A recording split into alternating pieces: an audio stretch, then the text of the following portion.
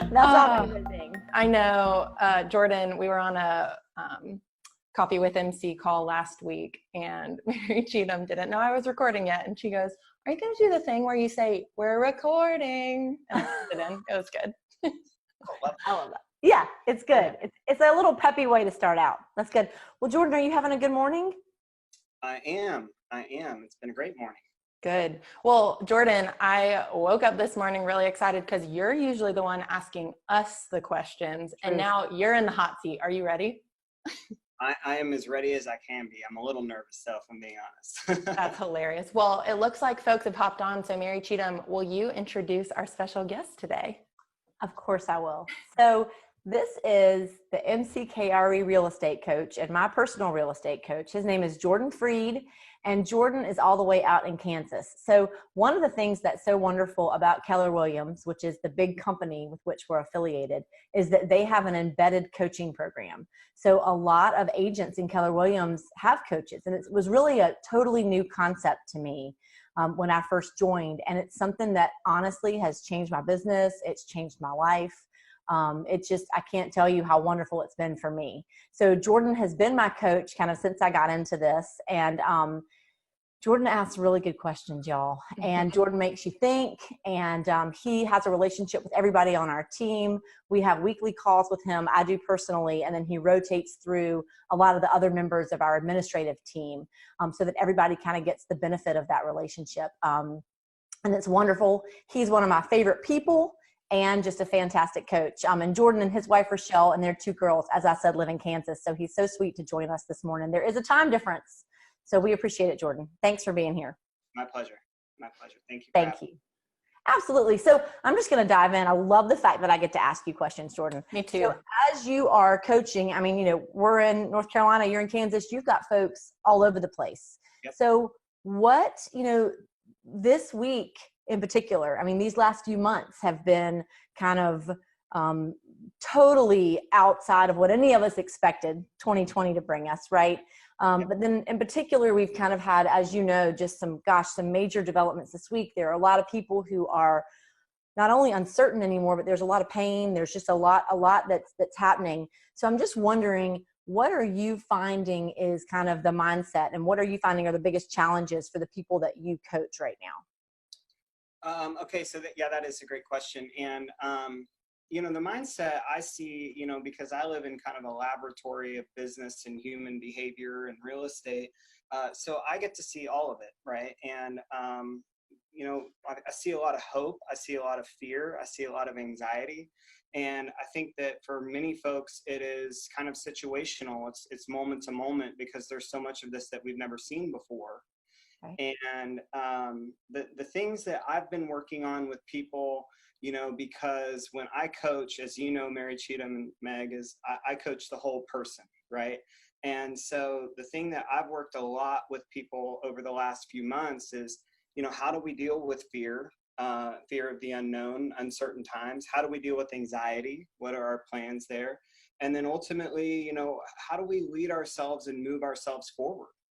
And so I would say over the past 3 months, that's been kind of the mindset, the challenge of so many folks that, I've had the honor of working with.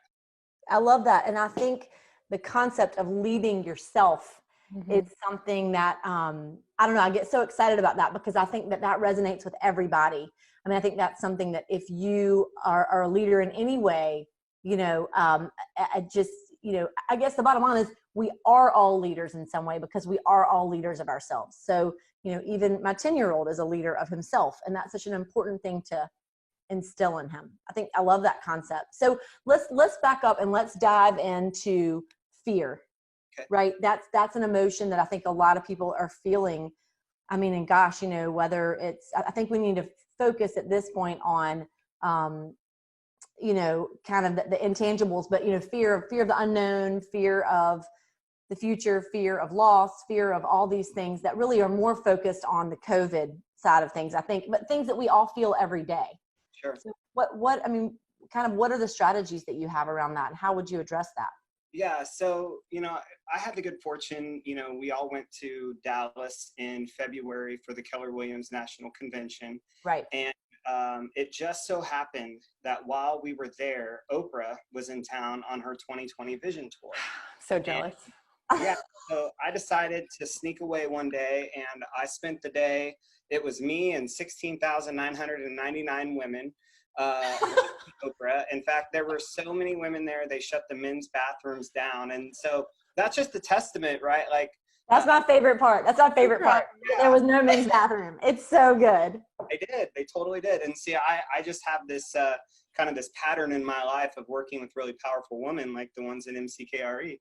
And while we were there, Oprah was sharing about her life, and she was talking about how she's dealt with fear over the years. And she didn't say it exactly this way, but this is the way that I heard it. And she said that fear asks questions. And it traditionally or usually will start with what if questions. And what she is so good at, and how her approach is different than most people, is she said that when her fear starts talking to her, she actually writes the questions down, right? So like when COVID first hit, right, and we didn't know what was going to happen, a lot of my clients were saying, well, what if all the homes that we have these families under contract for don't close? What if, the real estate market crashes? And see, most people do not take the time to acknowledge those questions, write those questions down. And then what Oprah does is she does her very best to actually answer them. And see, in the military, they have this acronym, it's called PACE, and it's PACE. So whenever the military is going to run an operative or a mission or something like that, they have a primary plan, they have an alternate plan, a contingent plan, and an emergency plan. So one of the ways that we've been working with people to work through the fear is, first, what are the questions your fear is asking? What are those what if questions that keep showing up, day after day? And then once we document the question, let's answer it, right? How do we make fear your friend, not your foe? So what if the transactions and the families that are purchasing homes right now, what if they don't actually successfully close? What would we do? What's our primary plan? What's our alternate plan? What's our contingent plan?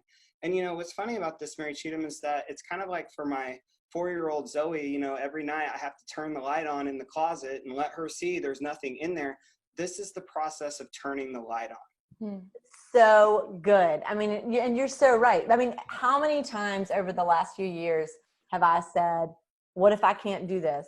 What if I can't be a good leader? What if I can't be the best parent? What if I can't? And you say, well, what if, let's play that out.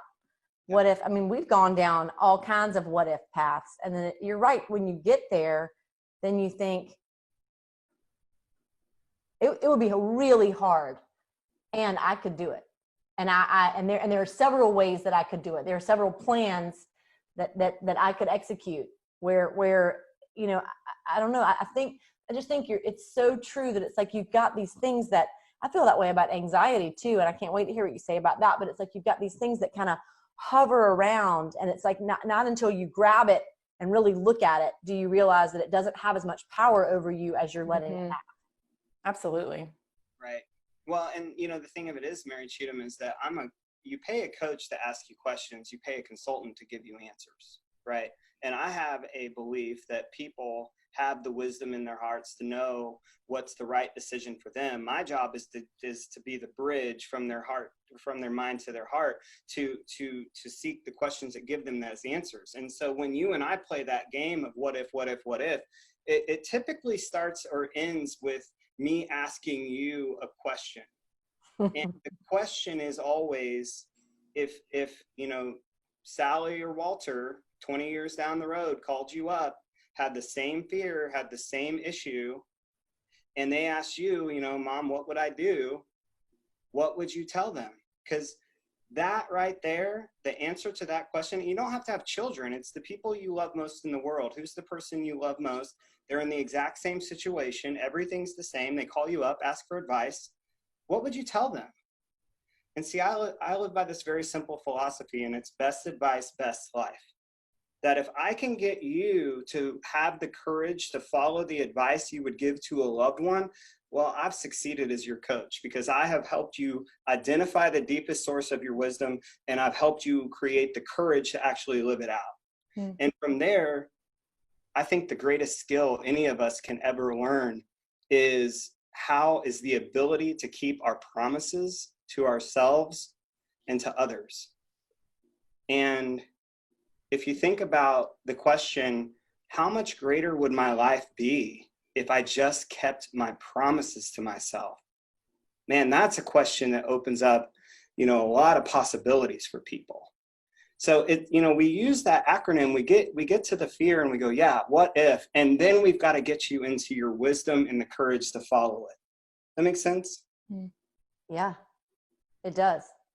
It does. It makes perfect sense. And I think for me, having that tactic and having that way to approach it is so good, and understanding that a light needs to be shined on whatever it is.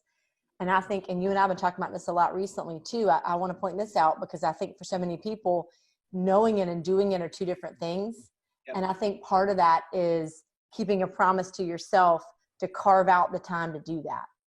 Yep. Because I know so many of us, we get up and you've got the next thing that you're supposed to do starts 45 seconds after your feet hit the ground, and you keep going and you keep going, and you cheat yourself and you cheat the people around you by not stopping and really taking the time to figure out what are the questions that are in my mind, right?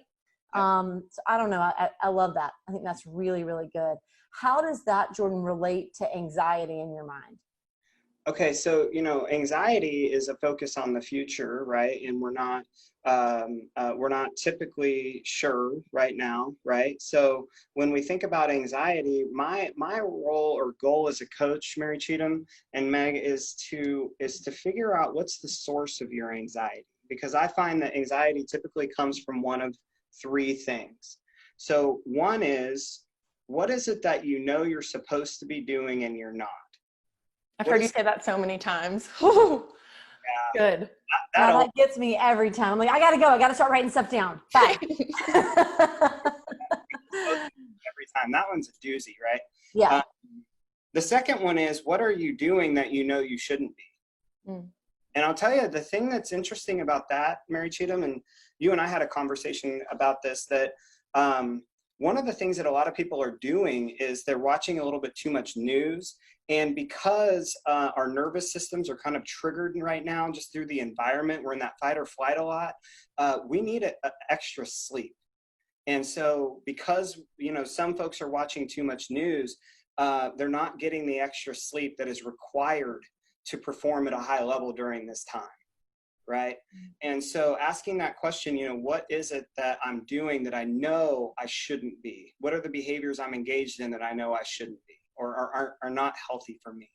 And then the last one, and this is the really big one. In fact, I used it with a lady this morning and she just completely broke down, and it was so powerful because she realized it. And I said, or I asked her the question, what are the uncontrollables that you are attempting to control? What are the uncontrollables that you're attempting to control? And you're not going to control the world. You're going to control your interpretation and your response to it. And I think if you look at those three things as like, okay, what's driving this anxiety? What's the source of it? Because all great change goes through three steps: awareness, ownership, and different actions. So if you're not aware of what's creating this anxiety, well, we're not going to really move through those three steps at any speed. Yeah. Jordan, wait. Can we go back for just a minute? So I think one of the things that you just said that I think is huge for me, and Meg, I don't know if you feel this way, but I heard you say, control is my very, very favorite. First of all, let's be clear. I'm pretty sure that I can control everything. And what I thought was fascinating that you just said is I think of it as being, I know that I control how I respond to a situation, but I thought it was so interesting that you said it's first how you interpret the situation. That's right. What does it mean? And then how you respond. Wait a minute, that there's a moment between when something happens and you respond, when you interpret, and I'm responsible for that also, for me. That's right. Yep. That's huge. Yeah, everyone right now could do themselves a favor, you guys, and that would be, there is a book that's been around since the late 40s, early 50s called Man's Search for Meaning. And the man who wrote that was Jewish and picked up in Poland during World War II and put into a Nazi concentration camp for 4 years. And the reason that he lived through that is because he had to share this book with the world. It was the thing that kept him going. And that book in today's world is so relevant. And I am encouraging everyone, dust it off if you have it, buy it if you don't, read that book, because what you just said is the reason why. We get to pick the meaning. We get to pick the interpretation. We get to define ourselves. And a lot of people don't understand that, or what you said earlier, there is a difference between knowledge, which is something you know about, and wisdom, something that you live.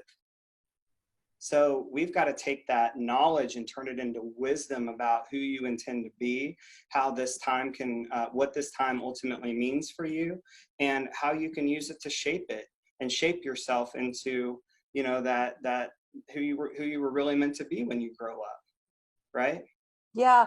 The knowledge and wisdom, I mean, I understand what you're saying. What is the process by which something that you know, what is the process by which knowledge would become wisdom? By doing it, right? Like I can read about running and I can understand how my foot is supposed to strike the ground and how high I'm supposed to pick up my knee on my next stride. But you can't possibly experience that until you do it. So you've got to bridge that gap and do the things that you know you're supposed to be doing. And you know what's funny is that often when people are engaged in the activities that they know they're supposed to be doing, their anxiety kind of goes away. That's so interesting. And you know, I think one of the things I think is true too is, I think you're right. It's identifying what are the things. It's like, you know, I know Jordan, Meg, I think you've done this with Jordan before too, where, you know, we talked about the shoe in the dryer, you know, where, you know, I get so just amped up about all these things and nothing's right and I can't figure it out. And I get so in my own head about it because there's a shoe in my dryer, you know, there's something that's just clanking around or several things that are clanking around. And Jordan actually has me stop and write down what are all the things that have to get done. What do I have to do?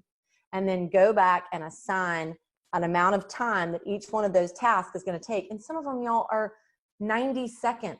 It's like calling to cancel an appointment, but it's the shoe in my dryer all day, right? And then once you do that, you figure it out and then plug them into your calendar. Take them and plug it into your time block calendar. And then at the end, when you've done that, it's crazy.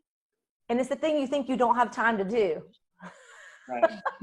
Because I'm too busy. I can't stop to sit down and write it out. Right. I mean, we take your problem and turn it into a plan. And there's so many people today that it's like, I always use the analogy of imagine we're running together and we come upon this person and this, like, he's hobbling, like it looks like he's really struggling. So we say, hey, you know, are you okay? And he goes, yeah, I've got a rock in my shoe. And we look at him and go, well, why don't you take the rock out of your shoe? Oh, I can't stop running. I don't have time. You got to take the rock out of your shoe. Get the shoe out of the dryer. I like shoe analogies if you can't tell. I like that. Yeah. And I like the rock in my shoe too. I think I have a lot of rocks in my shoes. Yeah. Happens to all of us. That's why. That's so good. And you know, actually now that I'm thinking about it, I mean, isn't it so true that is really part of the coaching equation too, right? Is that every week, not only do I have to get to set aside this time to spend talking about these things, but also in my mind, I have to get right for that conversation. So it makes me go ahead and start to slow down and reflect because I know that these questions are coming. Yep. So it's almost like, Jordan, one of the things that I think is, let's say that someone's watching this and, you know, they're not with Keller Williams, or they don't have a Jordan standing by at the ready. You know, some of it's just accountability, right? And I mean, what would you say to somebody who wanted to make some changes, who wanted to really carve out that time to reflect? Well, I think that, you know, we have to look at first, I think it's just all about asking and answering questions, right? What is it that you want to change?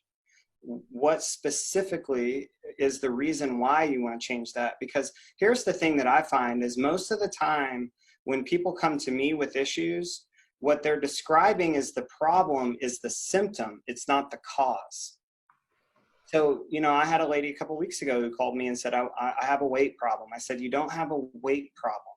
You've got an ineffective way to meet your needs, and the consequence is weight. Yeah.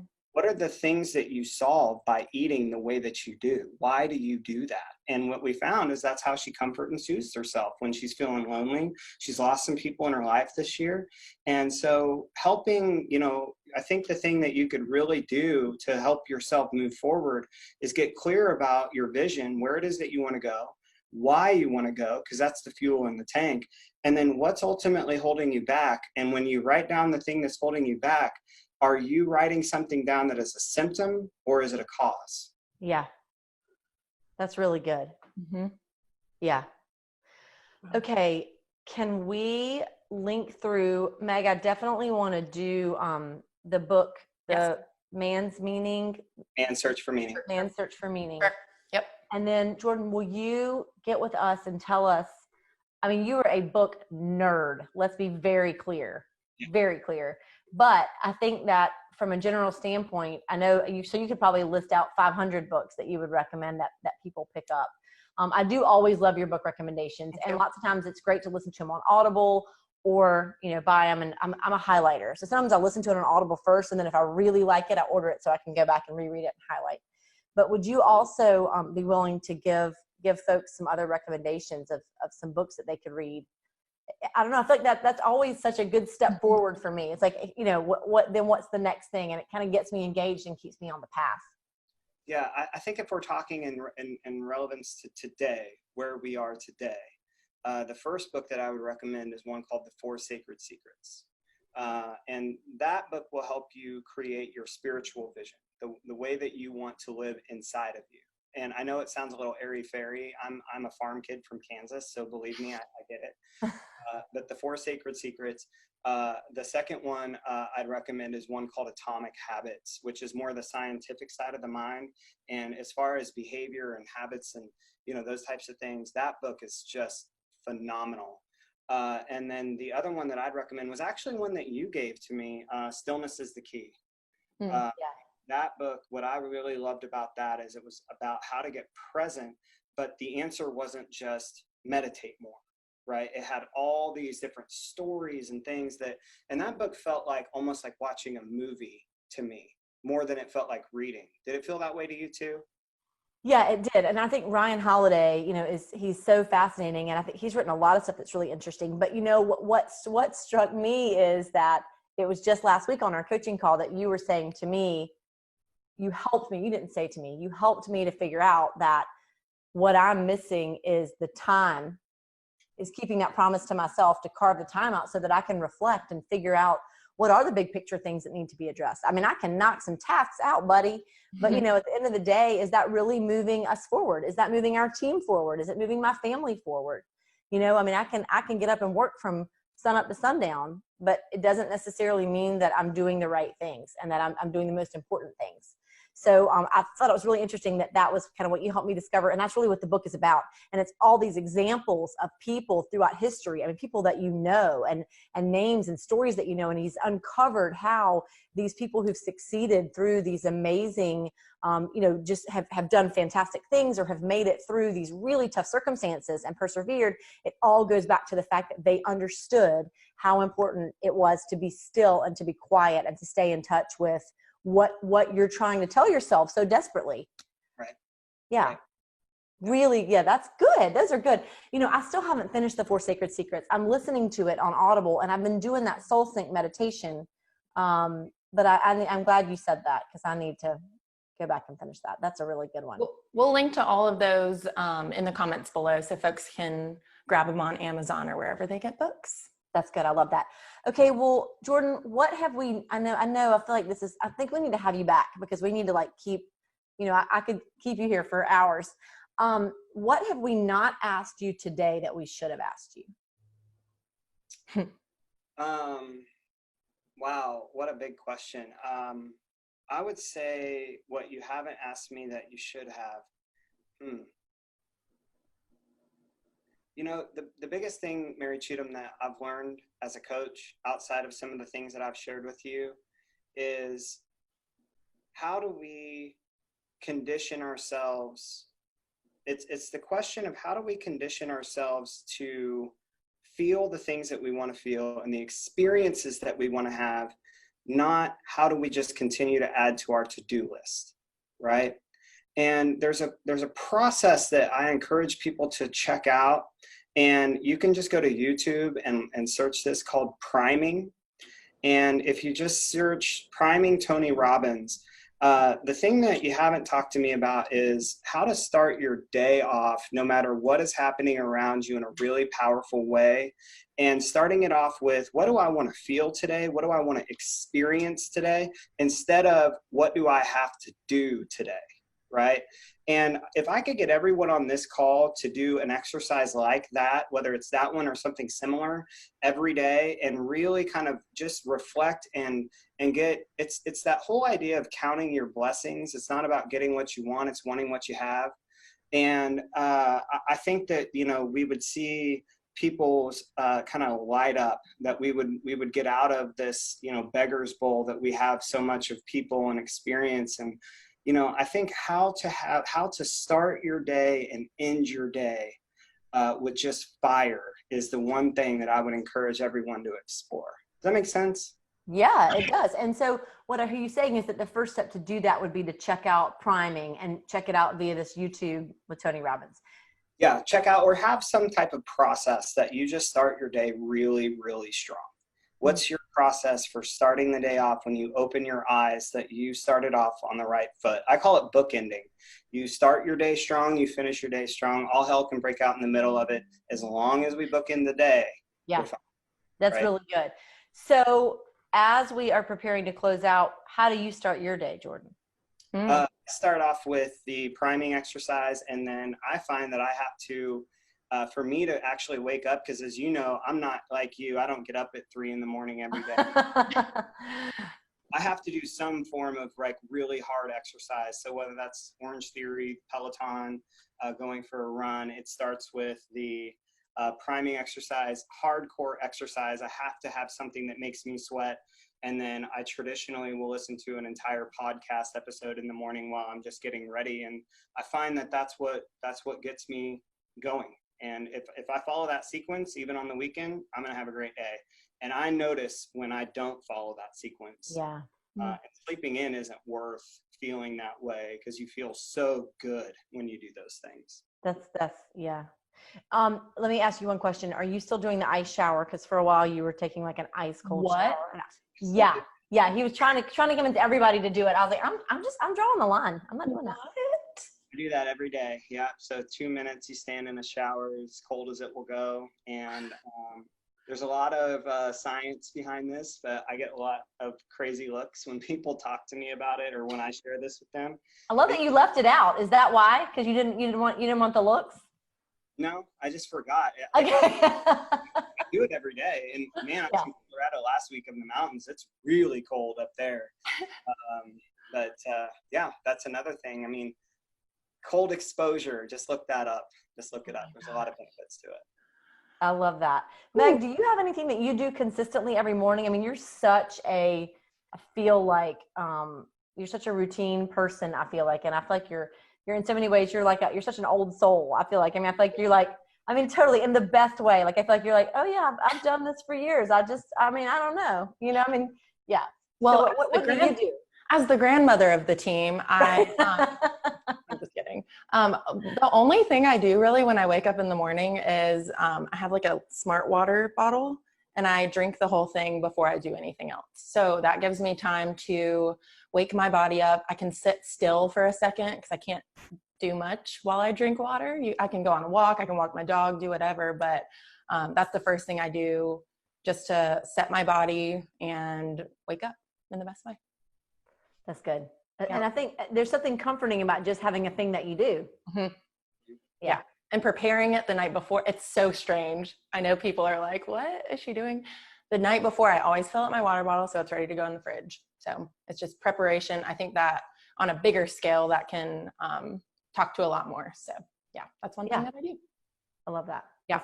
And I do have, I felt kind of like a really lucky fly on the wall just listening to that conversation. I feel like I was there at your weekly call. So first of all, thank you guys for letting me and all of us come in and kind of listen to what you guys talk about on a regular basis. But I kind of have a challenge for folks watching with us right now that came to my head from listening to Mary Cheatham and Jordan.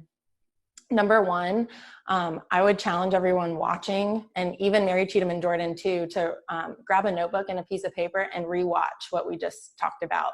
Because I feel like there's just so much goodness that was dropped by Jordan and Mary Cheatham, a lot of models and great lists and tangible ways to really help cope with fear and anxiety. Number two, I want to challenge you guys to maybe send this to someone through direct message or tag someone below that could use this little pep talk. I mean, I have 5 to 10 people in my head right now that I'm going to forward to this after we hop off this live. So that's challenge number 2. And then number 3, can you guys comment below and just let us know your favorite part of this chat? That would be awesome. I'm going to do the same thing. I just feel so fulfilled with what you guys were just saying, and I know everyone watching is too. So those 3 things, that'd be great. I love that. Yeah. That's good, Meg. Meg. Good job. Meg. That was good. Those were really 3 really good things. Well, Jordan, thank you. Thank you. Meg, are we going to ask him the magic question? Of course we are. You're not getting off that easy, Jordan. Yeah. So, as the only male MCKRE team member, we have a very important question for you. Are you ready? So this comes from a podcast that Mary Cheatham and I listened to. I'm sure she's mentioned it to you or you've listened to it before. It's called For the Love with Jen Hatmaker. And she asks all of her guests this question, which I'm sure you're familiar with. But the question is, Jordan, what's saving your life right now? That's a great question. I would say it is, it's helping people like you. It's the conversations that I get to have every day. This is what I do all the time. And I found out a long time ago that if I could just help enough other people get what they want, I could have everything that I wanted. And so I'm not going to say that this last 3 months hasn't been trying for me or my family or the people I love, but focusing on helping people move forward has been the thing that has saved and is continuing to save me. Wow. Well, you do it so well. So that's a great thing that's saving your life. Thank you. That's so good. That was really good, Jordan. I was not sure whether you were going to go something that related to your girls, which I know is also I know you are constantly dropping the best little nuggets about how you're coaching them and they're coaching you right back. Yeah, which I love following along with. That's so good. But I think that's so great. And I think that is such a wonderful thing because it's clearly your calling and it's what fills your cup and it fills the cup of so many other people too. So thank you from the bottom of our hearts for being such a big part of our lives and for being here with us today. Yes. Jordan, thank you. Thank All you. right. See you all soon. Bye, Jordan. Sounds great. Thanks, Bye-bye. Jordan. I feel like I just had a coaching call. That was so I know, I did too. As soon as he mentioned Sally and Walter, every time I started to tear up. I saw that. I only saw that because I know you. I was like, oh no. Every time I'm telling you, because he knows that if it comes down to it, he can always play that card. You know, if I'm like, there's just not a solution or I can't figure this out, then he'll say, what would you say to Sally? That's so cool. That's so cool though, because everything, and I've noticed this just from you affording us the opportunity to chat with Jordan on our own, everything that he says to us business-wise, which is why he's here, it actually applies to our personal lives completely. So it does. It totally does. Yeah, it does. And I've loved it. I mean, and Chip and Jordan have gotten to be friends. You know, and I love Jordan's wife, Rochelle, is amazing. I mean, it's such a good, it does.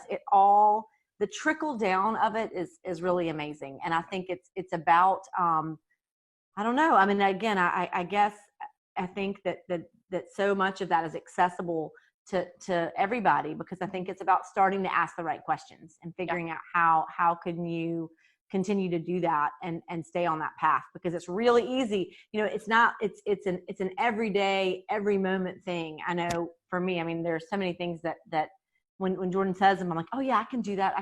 And then it's so easy to kind of fall off the path. You got to recommit to it 100 times a day. Yeah. Yeah. That's really great. And hopefully, I know you said it during the during the live, but I hope he can come on multiple times. So maybe he can be a reoccurring guest, because he's full of it, full of knowledge, full of it. He is. He's full of it, and he's full of knowledge. It'd be really fun to find out what topic people want to talk about. That's a great idea. Maybe in a month or so we can kind of put our feelers out and ask everyone watching what they want to hear from Jordan next. That'd be awesome. Yeah. Cool. Yeah, I love that. Well, Mary Cheatham, it's coming. What's saving your life right now? Well, I touched on this last week, but I've had so much fun this week because my sister and her daughters, Millie and Lucy, and my brother-in-law, Scott, who I love, are all here. They are staying at my parents' condo, but I've gotten to spend a lot of time with them. And so that's just really been, it's just so nice to spend time with people that you love. Yeah, so that's been really good. How about you? Well, this happened exactly a week ago today, but I'm sharing it today. I went to a restaurant and I did not have to do the dishes. So I went to one of my favorite restaurants in town called Floyd's, and this was my first outing since COVID-19 crisis, and our restaurants and things are opening back up. So we're just really thankful for the small businesses that have reopened their doors and honestly are kind of, just banding together and fighting to, stay successful. Yeah. And so it's been really cool. Last Friday, I just saw a great amount of people. They were very safe, and the restaurants are taking awesome precautions towards safety, but it was just really cool to see everyone coming out to support those small businesses. So that's saving my life. Yeah. That's so good. And I think it's so important too to say, if there are people who don't feel comfortable getting out and eating in restaurants or going into stores, there's still so many great ways you can support people online or takeout or delivery and all those things. Yes. And I hope folks remember that too. I think it was such a big push to support our local restaurants and whatnot. And I just hope people continue to do that, whether it's in person or from takeout. I agree. Cool. I totally agree. Yay. Well, thank you, Meg. Thank you for doing this with me. Thank you. It was a good one. I know. I loved it. I'm fired up. Me too. I know. I can't wait to go and crush this Friday. Woohoo. Have a good weekend with your fam. Thank you so much. You too. Thanks, Meg. All right. Bye.